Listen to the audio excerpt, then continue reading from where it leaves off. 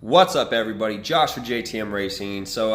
No, I haven't done a video in a minute, but doing a video now. So I'm just kicking back in the garage. Today we're ripping down a wood fence where the entrance is on the garage, because there's an RV gate on the other side. Me and my cousin Adam put a RV gate. Still needs to be finished. As far as we're gonna put a couple solid rubber wheels and put slats and do like a little block wall for the gate to hang on. But right now, it will work temporarily, and that's all I care about. As long as I can get some cars in the backyard and be able to work on them in the garage. So I need to get the kit car back here. So that's what we're doing.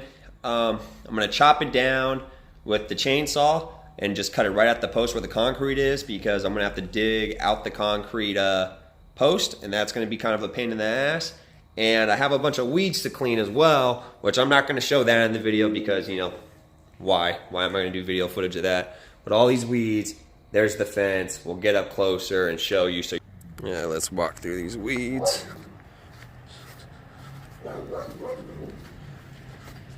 Bees everywhere. So what we're probably going to do is, I don't know if you can see it, but the gate's on the back side of this. You can see a little bit of the post or some of the metal. So we're going to chop off the fence right here all the way down. That little post is rotted out. It's probably not in the ground too well. No, not at all. But we're gonna have to cut that post out, cut that post out, and just take this whole fence down. And shouldn't be too bad. Should be able to knock it out pretty quick. And then the gate's on the other side. So I'm gonna get my chainsaw and we're gonna start chopping this up. Dogs are going crazy over here in the corner, but it's all good. But yeah, we'll be back.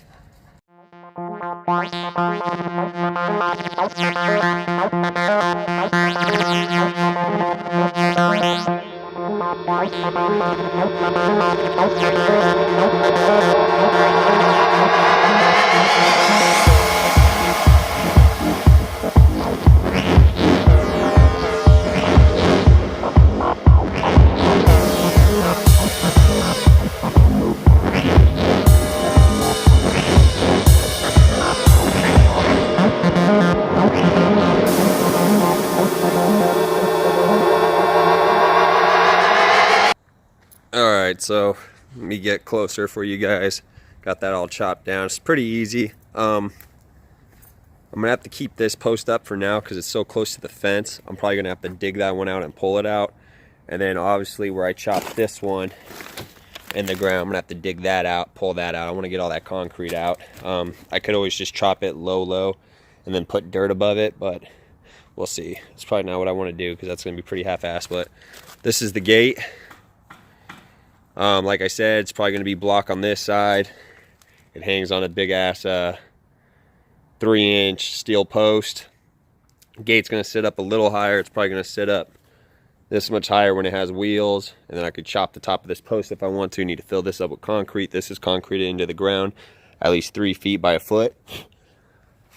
And yeah, that's pretty much it, man.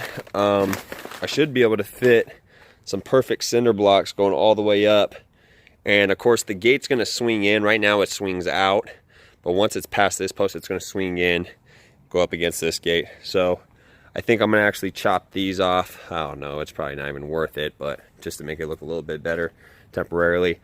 And either we're going to do slats, or I wanted to do some type of steel sheeting all the way across it. So we'll see what we do. You can see the kit car over there, see the front end poking out. I'll just come out and say it. It's a 359 kit car. Porsche, a lot of people aren't big on them. I love it. There's not that many left. They only made like 2,000 of them. It's made by American Classics, I believe. And there's only a few left, and I found it. So it's based off a VW chassis. There's going to be some crazy-ass plans for that. And once we get it back here, I'll show more of it. So, and we need to get rid of this Harbor Freight garage frame. Get all these weeds cleaned up back here. This is going to be all rock for now. Hopefully a concrete driveway coming out of the garage whenever, you know, the funds are there. Concrete's not cheap. To get a nice little driveway, probably the same size of the garage pad. Of course, no footings. But to get a driveway that comes out 20 feet by 20 feet wide to match the garage, you're looking at probably about $2,200. So that's not that bad. But obviously I'm not rich, got projects. I do want to get it done in the future, and hopefully that works out. We should be able to get it done. But for now, temporarily, get all these weeds down, lay a bunch of rock, lay rock going down the whole driveway on my side. And also getting rid of a few cars, and we'll go over that. So we're getting some of these weeds up, cleaning up a little bit. Got a little pile over there and a little pile over there. It's just so many, man. It takes a while. But of course you can knock it out real quick with a weed whacker, but I don't feel like doing that. So just got a little chunk kind of taken care of here. Looks a little bit better. I need to get them on around the garage and then spray some weed killer and hopefully get some rock down pretty soon here, because that will make a huge difference with dust control and keeping the garage cleaner and pulling the cars back here, and they won't be sitting on dirt, and if it rains they won't be in mud, stuff like that. So just wanted to show this little clip. What's up? So I'm just chilling at the crib right now, kicking it with the dogs. Here's Boxman right here, Boxer. I thought I would just go over a few of the topics I need to talk about. So, first of all, I'm selling 2 of the cars. I have 6 cars right now. I want to cut it down to 4 just because I do have so many projects and I can't really keep up with them, and it's almost like too much to handle because none of my other ones are even done. You know, the only car right now that is fully legit, running perfect, is the Camaro, and that's because it's brand new. So I'm going to be selling the Durango. I'm going to be selling the 924. I'm going to get rid of those. I'm going to try to get like $2,500 out of the Durango because it's pretty legit. It's really clean. And then the Porsche, I'm just going to try to get out of it what I paid for it. So I did gut it, get all the like nasty ass interior out. So that's kind of like a step forward to some people because it was going to need to be all replaced anyways. But I'm going to let that go for $500. Now, as far as projects, you know, I got the Civic. The Jimmy needs to be fixed. I have the kit car. And that's all I really want to fix and have at the moment. I do have some goals, obviously, once I get those all done. And the kit car is the only one that's really left that needs work. I kind of want to pick up like a clean-ass Audi TT. But that's way down the line, you know, in the future. So the kit car is going to take a lot of money. Kit car is probably going to run me, you know, I don't know, 50, 60 grand to finish how I want it. And hopefully that puts it where I want it. I don't even know, because I mean, I've done some, you know, pricing and stuff on the parts and the suspension and all this stuff, and just the suspension alone is easily going to cost me a nice like 10 grand. And I know that sounds crazy, but it's because all it is a VW floor pan, a frame for the body, and the body itself. There's no wheels, no suspension, no motor, no tranny, nothing at all. No interior in any way, no tank, nothing at all. Just literally the floor pan, the frame, and the body. So that's going to be a lot of money to get the Jimmy back up on the road. I believe it just needs a timing chain. I believe the original timing chain is still in it, and the chain just has a lot of slack, and it's causing it to clack a lot. And it sounds like a knock, but I kind of believe it's not now. Now the more I listen to it and hear what it does sound like it would be a timing chain. So, and that would be the best route and the cheapest route I can go. There are more future plans for that, but I just want to get that going. I'm probably going to daily that. Then the Civic needs the injectors, and then go get it tuned, and we can have it running decent enough to where I can mob it around. And of course there's going to be more work that needs to be done to that, as far as body work, interior needing to be finished, probably some suspension work, and paint. And like I said, I don't know how much all this is going to cost, but I'm just saying what's going to happen, hopefully. And then after all that's said and done, and the kit car's the only one left, because that's going to take a lot of fab and custom work, I'll probably pick up an Audi TT, for a daily, you can get some pretty clean ass ones right around like 5Gs. And I've always liked them. I've always liked Audis. I know they're high maintenance and the maintenance is expensive, but an Audi TT, a nice clean one, kind of keep it factory, maybe lower it on some clean ass wheels, and we'll call that good. But for the day, I'm done. I did the gate, you know, cut down the old fence, cleaned up some of the backyard in front of the garage, which I need to do some more cleanup. I literally need like 4 or 6 of my friends to pick up this kit car and move it to the back, because you got to pull it apart in 3 pieces. So the body has to come off, then the frame, then the floor pan. I'm going to move the floor pan into the garage.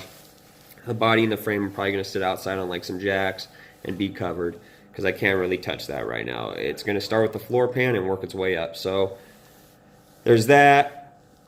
And then I can move the Civic in, start doing work to that. Currently, the starter went out on that, so I have to replace the starter, and I can fire it back up. It was running a couple weeks ago, but I must have fried the starter trying to crank it to try to get it started. It just didn't want to start. Finally, it started, and I thought everything was good. Went back out there a couple days later just to start it again, make sure the battery was staying charged, and the starter was just whining, like loud as hell. So, and that starter is pretty old. I haven't replaced that since I've had it, so I don't know. It could be the original. I'm not too sure. I've never touched it, so that needs to be done. But yeah, I might continue this video tomorrow. So we'll see what's going to happen tomorrow. I'm not too sure, but we'll try to get some more video footage in here. But for now, tonight, peace. What's up, guys? Next day. It's the next following afternoon, so it's around 12 o'clock, and I had to do some Christmas shopping today. So while I was out, I decided to buy myself a Christmas present. I bought me a nice, like, badass leaf blower. It's the Ego. I don't know, is that the brand? Ego? Yeah, Ego Power leaf blower right here, like top of the line. Paid about $200 plus tax. It was like, you know, $199.99 plus tax. Got the 2-year warranty, which was like $25 from Home Depot. Now, this is a 530 CFM cordless blower with a 56-volt lithium battery. Runs up to 75 minutes when the battery's fully charged. Brushless motor, 5-year warranty through the company itself. And mainly I bought it to wash my cars and to dry them off, because there are leaf blowers that work, but it kind of just blows the water around. This thing's powerful enough to just blast the water off. Start from the top, work yourself to the bottom. Now, I will be doing a video in the future about this and how good it works. But right now, I'm just showing what I got. So, I'm going to check it out. I'm going to use it. I'm probably going to wash the Camaro today, actually, and see how good it really does work. Of course, after you use it, I would go over it with like a quick detailer and a, you know, microfiber. But, yeah, that should make my car washes be a lot quicker and get them done, you know, faster, so I can wash more cars in one day. And we'll see what else this video holds in for today. What's up, guys?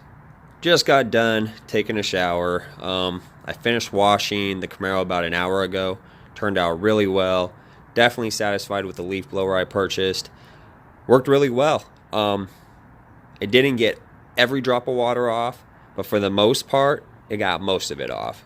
And I usually dry my car twice at the end. I dry it once with a normal microfiber, and then I go around with a second microfiber and hit it up with some quick detailer.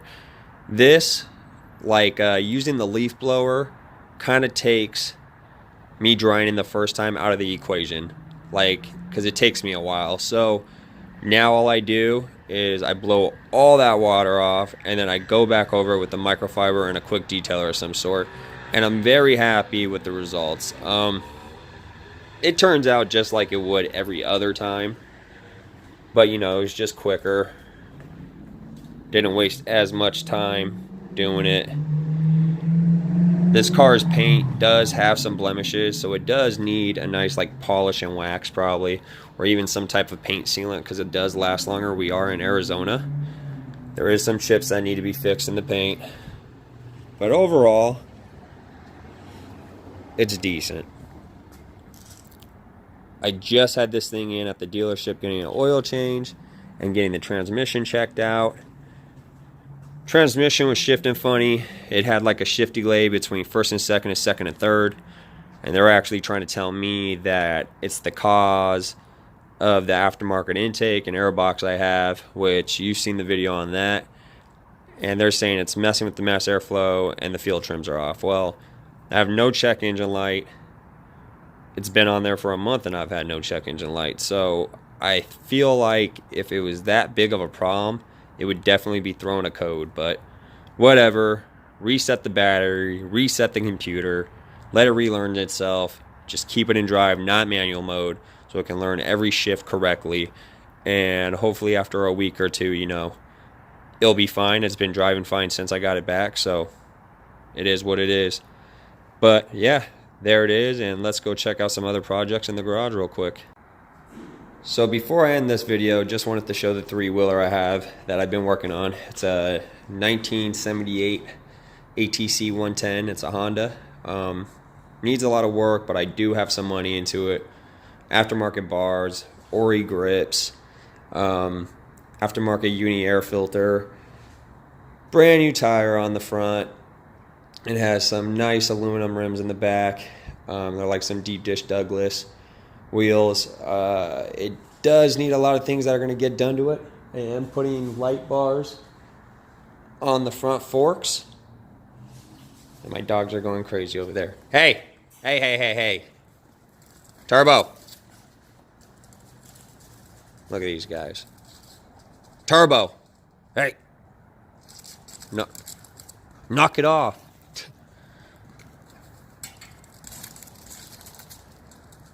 They're being crazy. But, so I got these little tiny 7-inch light bars. I'm going to stack them on top of each other with maybe like a 2-inch gap in between the forks. So it should look pretty legit there. It just needs a fuel on and off valve for the car because the one I had was leaking. And after I put that on, we should be able to get her started. I checked all the electrical. I'm getting spark. These little covers and all that stuff, I have all that stuff like down here. And here's the old valve right there. So yeah, that's going to be pretty dope when it's running. Probably put some old ass like DG exhaust on it. It's just going to be dope. It's not going to be too fast. Should pop some wheelies. And it's just going to be something sick to ride around. You know, for all your old school guys that grew up with these, it is old. So yeah, that's the project right there. And this is the garage.